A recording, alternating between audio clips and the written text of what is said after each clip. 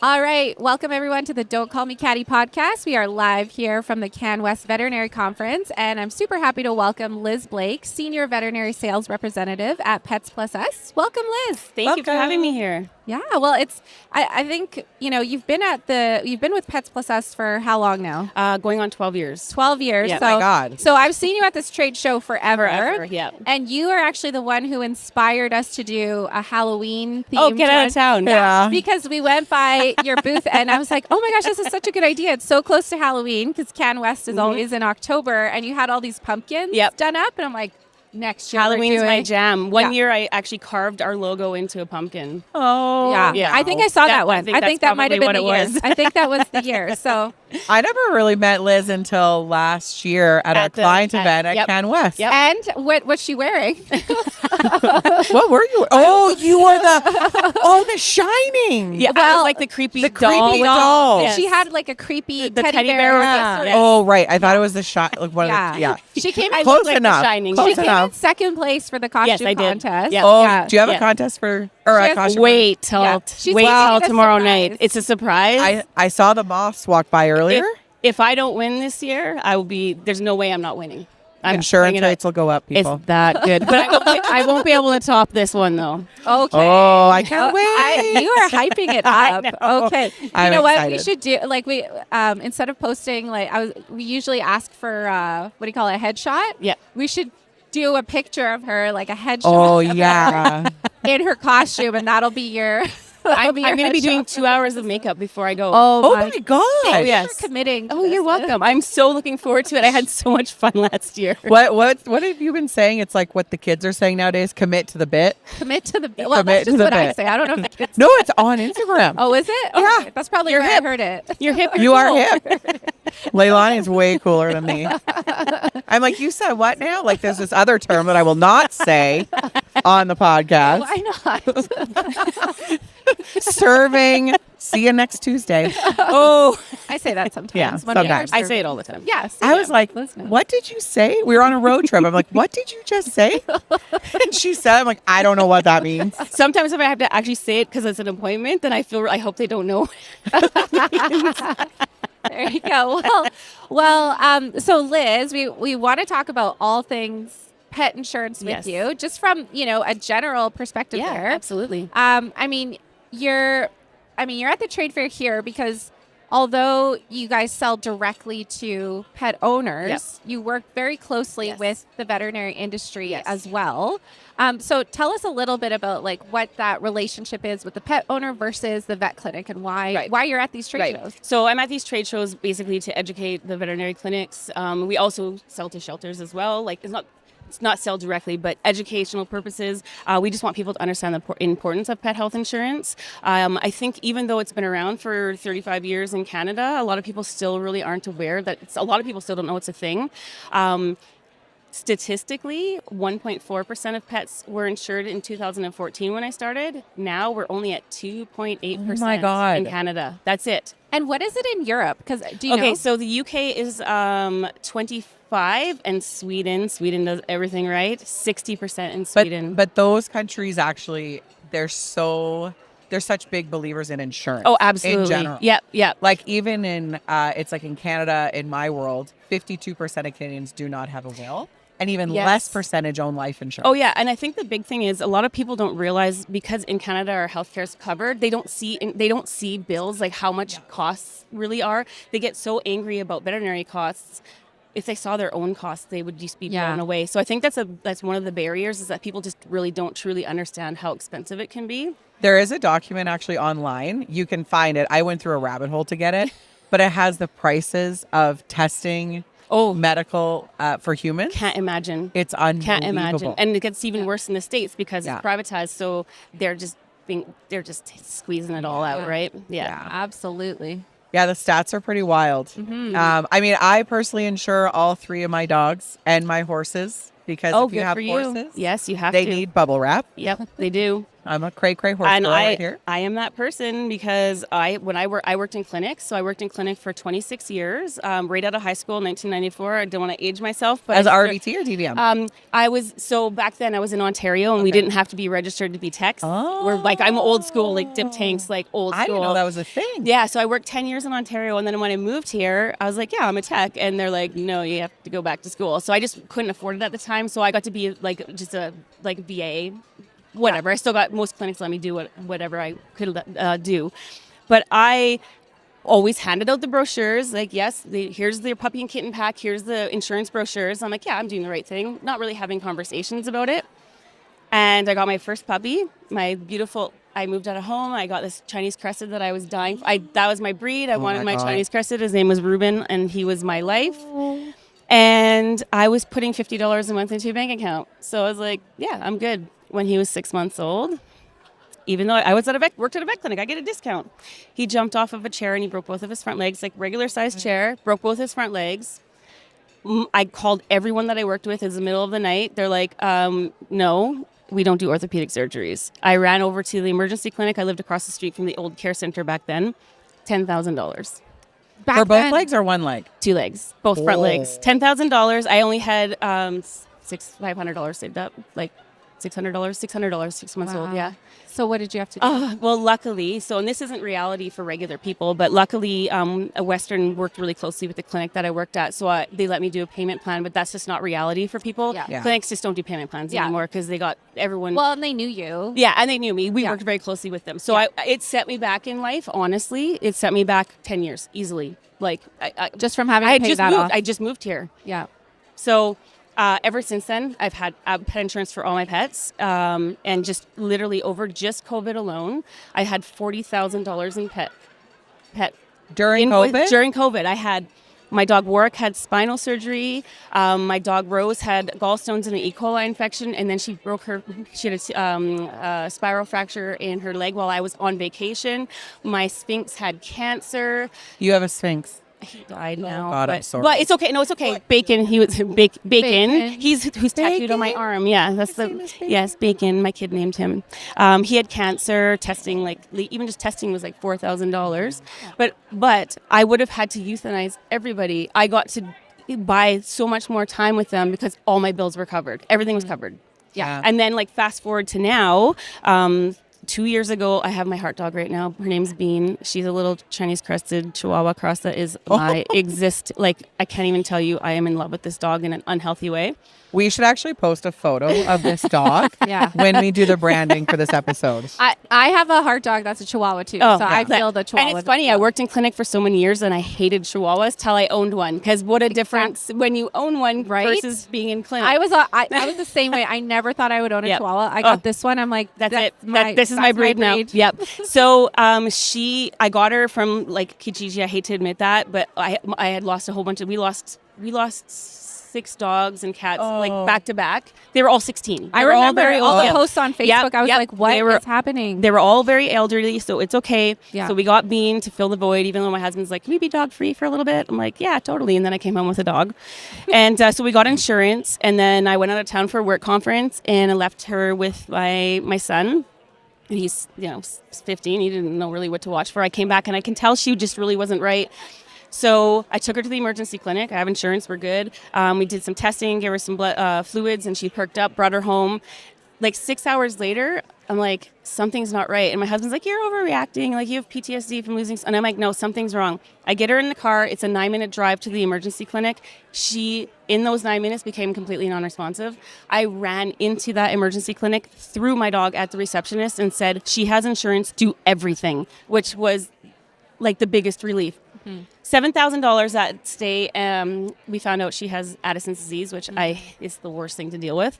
But we've had several Addisonian crises over the past year. If I did not have insurance at that point in my life, I would have had to surrender her or put her down. There's no way I would have been able to afford the bills that we've had. Yeah. So I am the poster child for insurance. It has saved the lives of my pets, and I cannot recommend it enough. Well, even my Leilani and I went on an adventure, and got a dog. I came home with a I dog. saw those posts. Okay. I did see that. We were humped. We were pooped on. It was crazy. The humping was hilarious. Yes. Well, and then one of our vet friends, Dr. Ware, she drove to Washington to pick him up with me. And when we picked him up, she said, you need to get insurance now because he's a Great Dane Cross and you will have to have CT scans over x-rays, I think, and the amount of cost for the drug to do just that type of work. Oh, yeah. Well, just anything. The bigger the dog. The bigger the dog, the more the bigger. medication they're using. I have an Addison's dog. I can't imagine, and she's 4 pounds. I can't imagine having a 100-pound Addison. Like the medication. He's 100 pounds right now. He's 8 months old. Oh, He's God. giant. Oh, yeah. Well, sorry. Go ahead. Well, what I have to say about, you attested to the insurance side of things that saved your pets. Yep. I kind of want to talk about the opposite side in my experience. So I had 2 pets where I had I adopted an older cat. He was 9 years old when I adopted him. I got him insurance right away. He ended up, going into heart failure. And then you were playing the whole, the medications that are good for the heart aren't good for their kidneys. And we're trying to hit that balance. And we had made the decision that if he goes into respiratory distress again, this is kind of going to be the line we don't cross. No heroics. But prior to that, we had treated him in hospital multiple times. And because I had the financial ability to do that, I was like, I feel like I've given it my all. And it was just a much more comfortable experience or I guess it was a much more comfortable decision with the euthanasia. Even though it wasn't the ending that we all want. Where, of course. Insurance saved him. It saved my heartbreak a little, I guess. A lot of times, like, people don't consider that part of it. And end of life can be quite an expensive take on. Like, I mean, you have to consider like cremation options and even the euthanasia itself. It can be quite expensive. So and the paw print, like if you the want paw clay, print, like and some there's insurance companies and I always say people have to really educate themselves on what they need from an insurance policy. There truly isn't one magical insurance company. If there was, there'd be one magical insurance company. Every company has its strengths and its weaknesses, and for each consumer, it's a very personal decision, and there's a lot of variables that they have to take into consideration: where they live, again, what the policy offers, their financial situation, the breed that they have, their lifestyle. So some companies, for euthanasia, cremation, and burial costs, it's included in their policies. And some companies, you have to add it as a rider, which means your premium is going to be more expensive. So there's so many little things that people have to take into consideration. And that end of life one is a huge one. Yeah. And because for me, it was, and I had a kitten as well, brand new kitten. I got him his exam, and then I remembered, I was like, oh, wait, there's this, I forget what it was. It was something like if you register him for insurance within 24 hours of exam, worry-free exam, then or a healthy exam, then you can sign on right away. And so I had to fish it out of the recycling because I forgot about it, and I did it. 3 weeks later, that cat is then super sick and ended up having FIP. And it was covered? What's FIP? So it's a feline infectious peritonitis. Up until recently, it was basically a death sentence. Yes. Unfortunately, this was before the miracle drug came Oh, out no. for me. Yeah, but the problem with FIP is it's a diagnosis of exclusion. Yes. And so the testing to get to that diagnosis is very expensive. But I was able to do it, right? And so it was $10,000. I had this cat for 1 month, and it was $10,000. He was in there for a week. Ended up being FIP, but we got drugs on emergency drug release from the States. Awesome. We did everything we possibly could. The veterinary team was amazing, and it also puts a lot less pressure on them too, right? It does, and that's the thing. It allows them to follow through with gold standard care because they're allowed to do the testing that they want to do instead of, it's the cheapest option. Do you know what I mean? Owners can say yes to everything instead of watching their wallets. And then talking about having a younger animal and the trials that most insurance companies offer, it's easier for the vet clinic to let owners experience like the free trial. Because it's with an examination, it often, in most cases, will decrease your waiting periods. Yes. Because if you roll emergency policy, and we want people to sign pets up as young as possible because you're going to avoid those pre-existing conditions, which is so huge. Yeah, that's what it was. It was the waiting period that got waived within signed Absolutely. him up within 24 hours.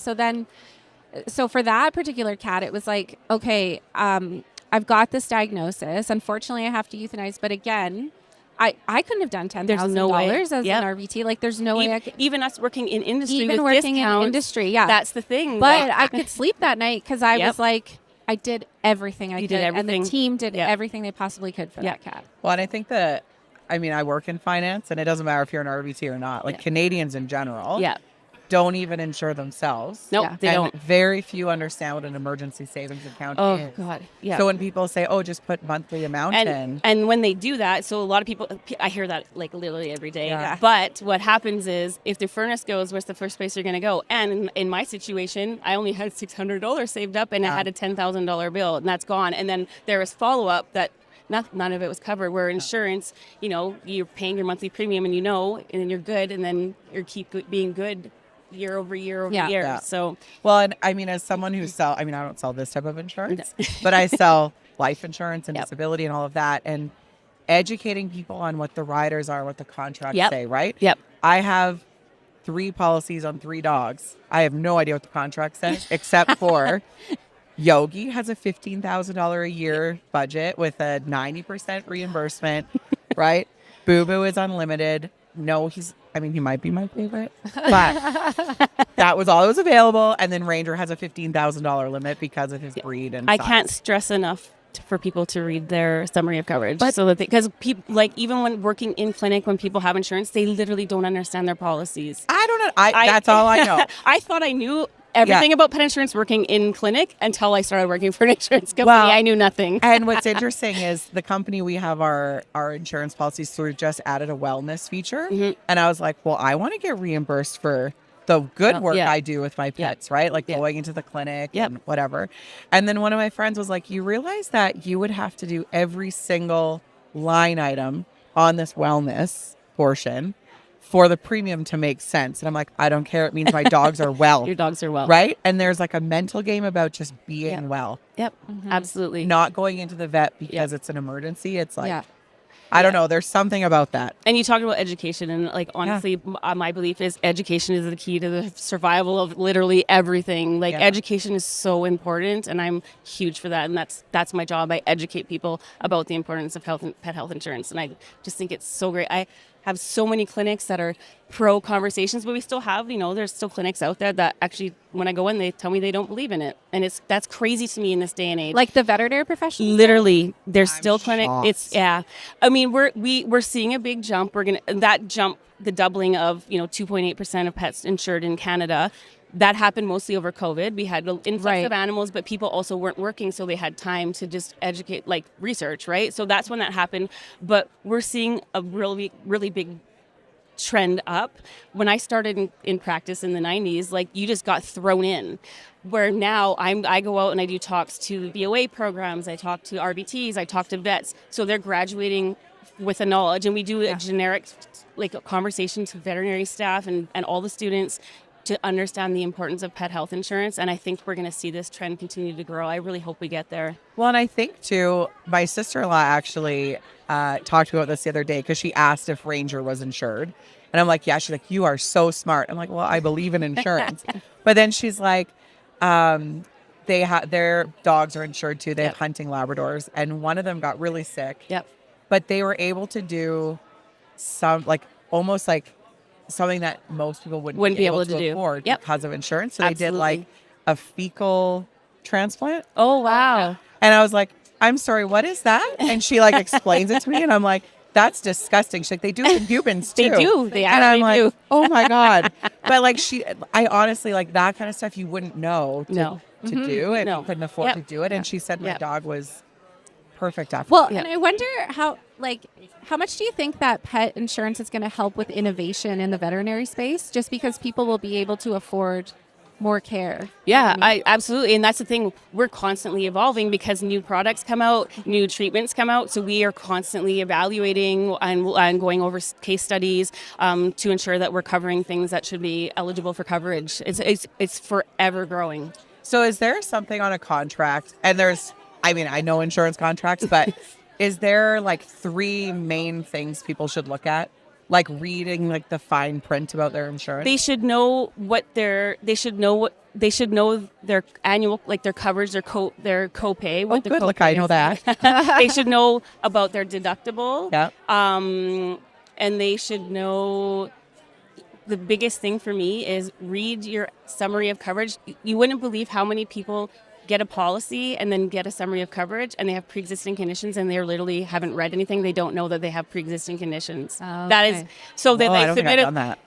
they submit a claim and it's denied because it's pre-existing because they signed up after it was already symptomatic and now they're mad, but it was right there. They don't read that part. Do you think there's enough information out there for different types of learners or people who don't know legalese and that type of thing? Like I've always wondered, like you hear that all the time, right?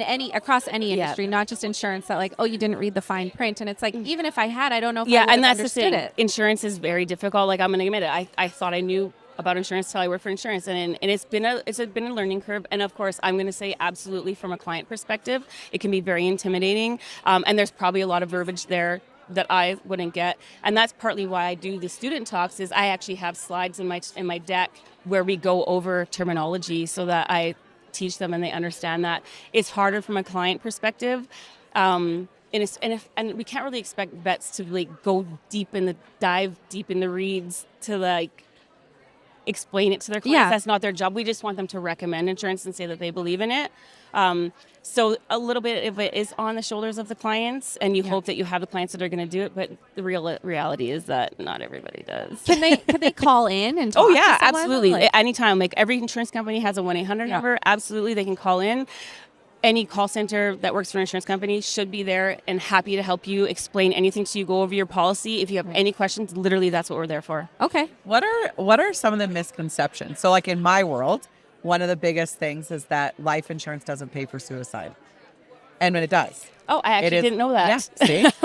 Yeah. Really? Yeah. So I had no idea. There's a suicide clause on every life Really? insurance contract in Canada. So I didn't But know for that. 2 years. So if the Really? suicide happens after 2 years, then the policy is an active claim. So, but that's a misconception. It is a misconception. So is there misconceptions in pet insurance? I think the number one is one that we've already discussed. So people don't look at pet health insurance like they would automobile insurance, because you have to have automobile insurance.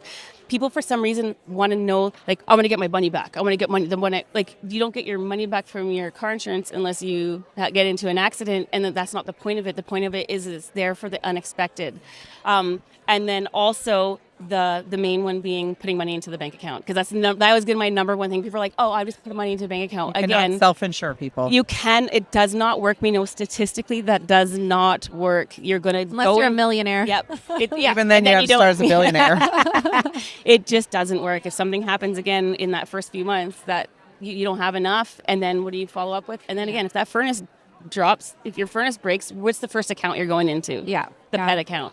Well, and do you know, I'm curious what the statistics are on cat versus dog. Like, Dogs are way more insured than cats. I can see. And it's frustrating because cats are so affordable. And economic euthanasia is something that we talk about. I cannot tell you how many cats we've euthanized in practice that are blocked. Yeah. Cat insurance literally is between $30 and $50 a month on average. Can go up to $60 or $70 depending on the breed and what limits you're going to.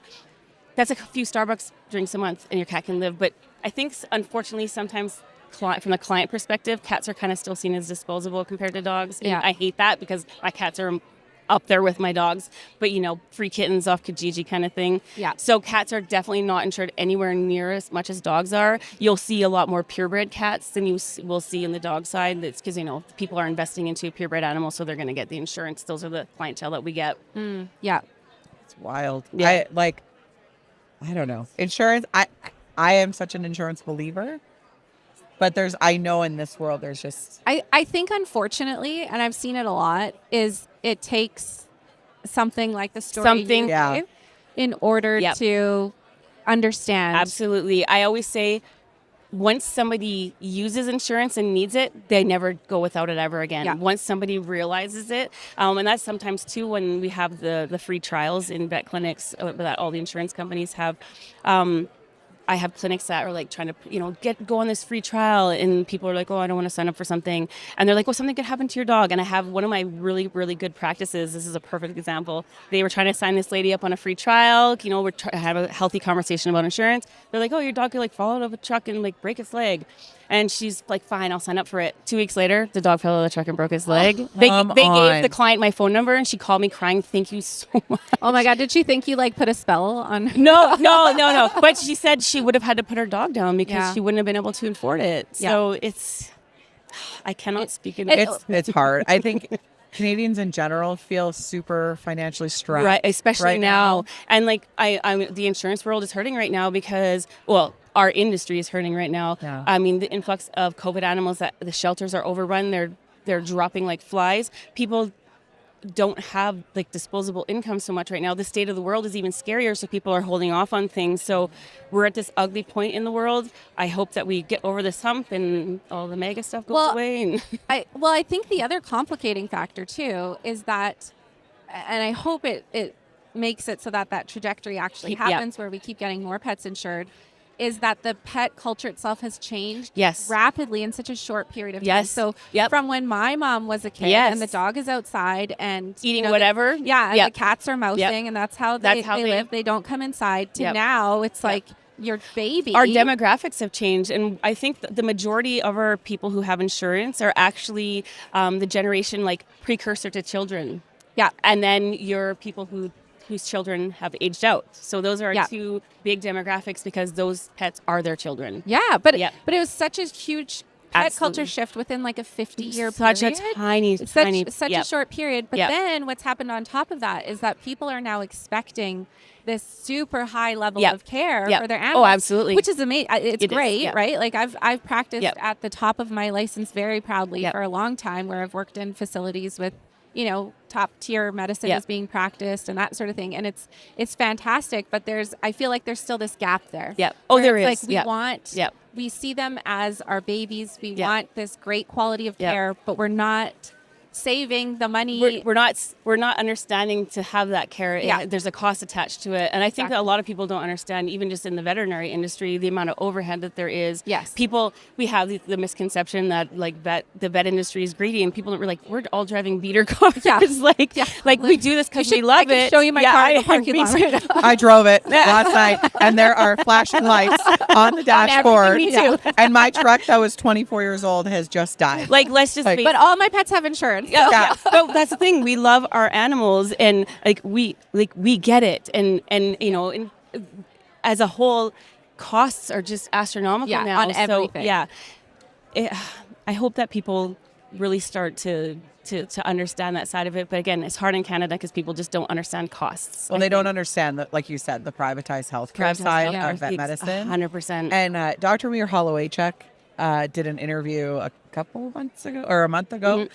And she says, like, here are the cost of getting a brand new puppy or a brand new kitten, and insurance. We have cost of care brochures that we give to vet clinics to have in their waiting room. That's not to do with insurance, and it literally on one side it's dog, cat, the other side's puppy, kitten, and it shows an annual cost that can incur. Yeah. People get a free dog, they think, oh, whatever. It's a lot of money. There's a cost. My dog food, bringing a third dog into the house, that is that dog big. Food.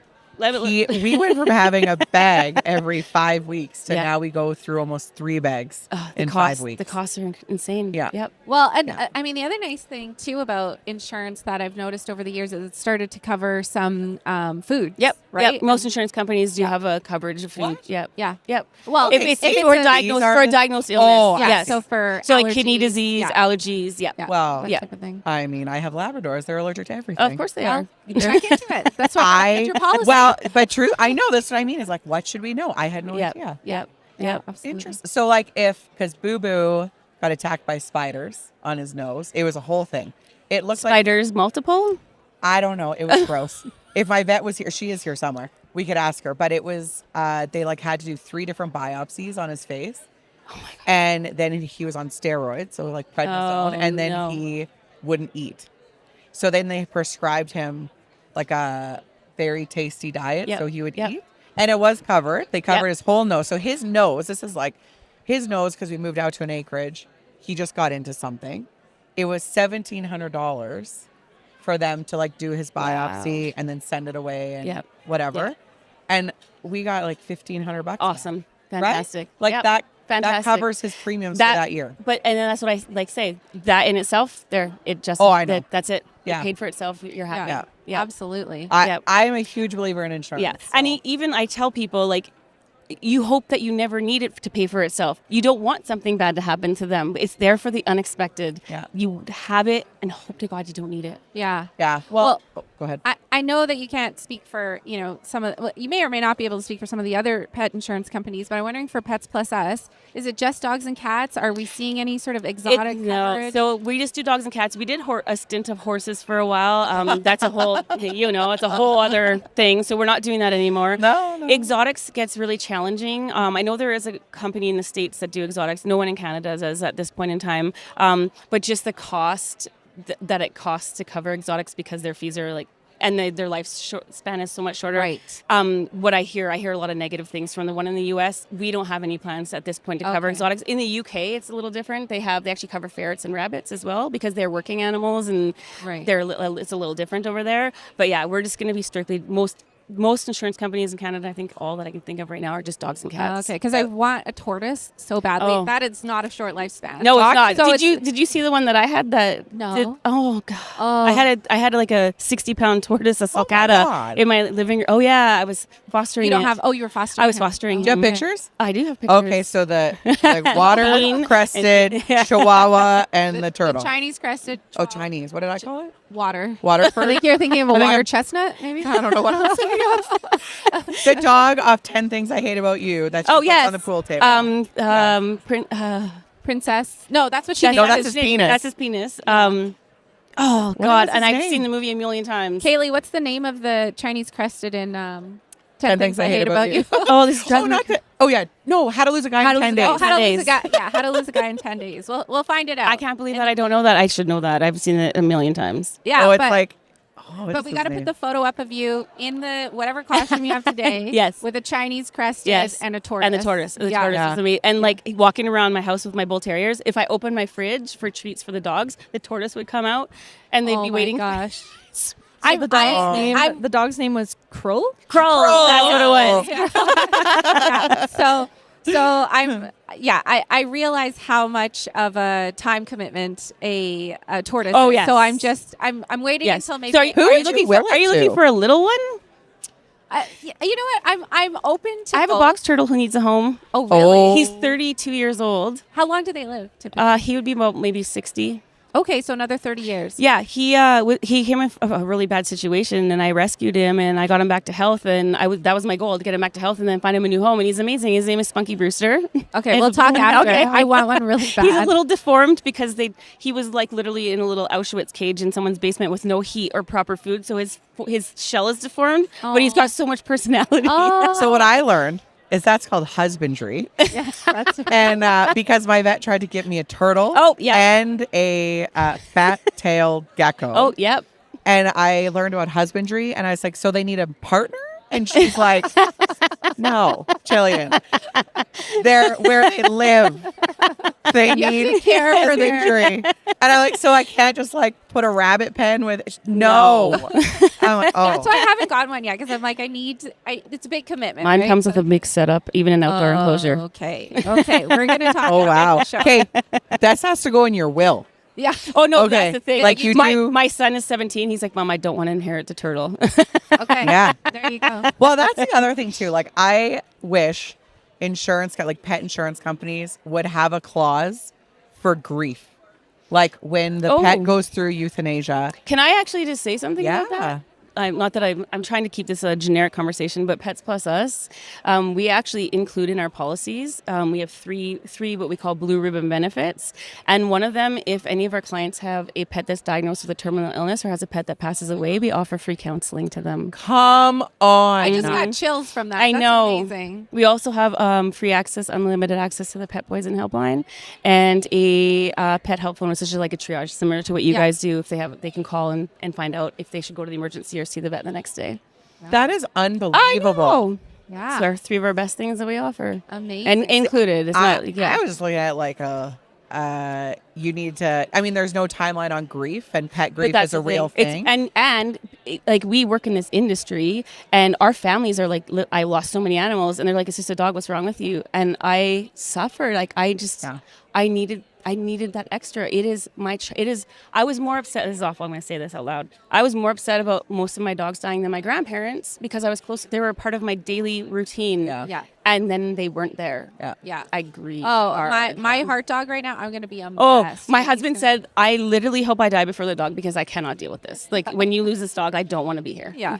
Well, I bought Boo Boo when my dad died. He is like my grief dog. He was like my emotional support animal. You know? That's why we got Bean, because 6 animals died, and then we had a bunch of relatives die, and we were just not in a good place. And then I'm like, I need a dog. So she was our grief dog. And did she ever get me out of that? I know. It's unreal. But that's where we don't, like, there are some employers now that will give you time off, like bereavement for a pet passing I'm away. lucky because one of my companies that have that? I've taken it off. Yep. Yeah. And I think that's so valuable. It is absolutely, because it's literally your life is up in upheaval. Yeah. Like you grieve so hard like a child. And I don't want to say like they're not, but yes, for people that is a child. 100%. For some people, that's all they have. That's all they have. Yeah. I think the other thing too that people can start, because we've seen this on our end as well through Animal Health Link, is EAPs, like the employee assistance programs that employers have from any industry now. They're getting more pressure from their staff to say, well, hey, I don't have kids, but I would really want like something for my pets. And so I could see pet insurance falling under that. Well, we actually do a lot of employee benefits. We're partnered with quite a few companies. Oh, so we actually offer employee benefits through a lot of companies, and we actually have discounts and stuff through that. So there's a lot out there. Yeah. And you're right. There's a lot of people that want that. They look for a company that offer things like that. Yeah, absolutely. Even the perk of I can bring my dog to work with me. Like there's when I say there's a pet culture shift, like there truly is. Like we have a pet friendly office. Everyone brings their dog to work. It's amazing. Yeah, same. My dog comes to the office with me. We have a lot of vet clinics now that will actually, as part of the perks, they pay for their staff employees' pet insurance. Yeah. So we have quite a few clinics that do that, and it's amazing. Yeah, absolutely. Oh my gosh. Well, we've got our question that we ask every guest. This is the question. Okay. Are you ready? I'm ready. Okay. So what we want to know is, what is your win song? The song that you're like, Sia Unstoppable. Love so Sia. Good. Yeah. Oh, so good. Yeah. And then your walk-in song. Walk-in song. If you open the door. It's gonna be it's gonna be Sia Unstoppable as well, because like that's my jam. That's like your pump up. That is me, like try to stop me. Should we play that when she walks into the bowling tomorrow night? We should. We should. I'm the person, if you tell me that I can't do something, I'm going to do it, and I'm going to do it better than you. Yeah. Oh, Yeah. okay. Nice. The moths. Look out the moths. I always say a chip on the shoulder is like the best weapon drive. you could ever have. Yeah, it's the best drive. And then your funeral song. Just because I want everyone to cry really hard at my funeral. Somewhere Over the Rainbow by Israel. Yes, that would. Please cry at my funeral, but also celebrate. I want there to be music, and I want there to be a party. But please cry. Also, I want people to cry. That song, like, my cousin has a set of twins, and that song was what Rito, when he was a baby, would like fall asleep to. He loved it. I would cry every time. That man has such a beautiful voice. I'll play it for him now. And he's like, what is this? Yeah. And he wants like head, like he's like, yeah. Well, thank you so much for being on the show. Thank you guys so much for having me. So great to talk to you about this you too. super important, sector in our industry. Where can people get a hold of you if they want to know more about Pets Plus Us? www.petsplusus.com. And they can call and like ask questions. Yeah, especially like in the vet industry. So I really encourage my vet staff. Call me. I'm your point of contact. If you have a question, if you need handholding, you want to know about someone's policy, just call me. If you call the 1-800 number, they're just trying to sell a policy. I'm literally your connection. Just call me. Literally. So basically, call Liz. Call Liz. Call Liz Blake. Yeah. Love her. Thank you. Love you. Thanks, Liz. Thank you guys so much.